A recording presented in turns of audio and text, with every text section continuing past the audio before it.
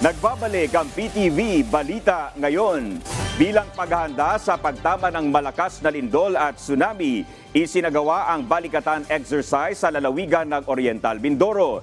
Isang senaryo na magnitude 7.1 na lindol ang tumama sa Calapan City na sinundan ng tsunami, kung saan nagkaroon ng pagguho ng gusali sa Calapan Port dahil sa lindol at paglubog naman ng barko dahil sa tsunami. Nagkaroon din ng senaryo ng pagguho sa bahagi ng Oriental Mindoro Provincial Hospital, kung saan marami ang natrap at nawawala. Sinundan pa ito ng senaryo ng sunog sa ospital. Sa nangyaring balikatan exercise, ipinakita ng iba't ibang ahensya ng gobyerno, rescue units at law enforcement agencies ang mabilis at maayos na pagresponde sa bawat emergency. Ayon kay Oriental Mindoro Governor Humerlito Bons Dolor, mahalaga ang ganitong mga pagsasanay para alam ng lahat ng responders ang gagawin sakaling tumaba ang malakas na lindol at tsunami sa lalawigan. Nalantad sa kalamidad gaya ng lindol dahil maraming fault lines sa paligid ng isla.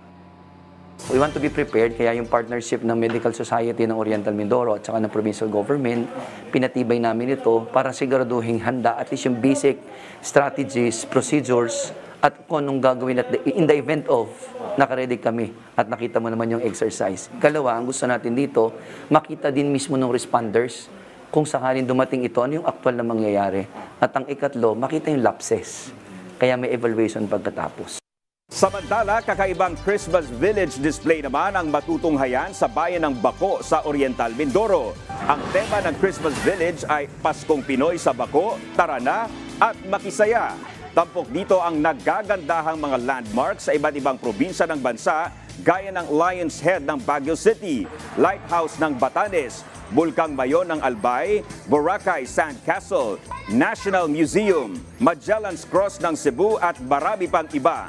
Ayon sa lokal na pamahalaan, ang makulay at Pinoy na Christmas Village ay bilang pagsuporta sa kampanya ng Department of Tourism na Love the Philippines para tangkilikin ang ganda at mayamang kultura ng bansa.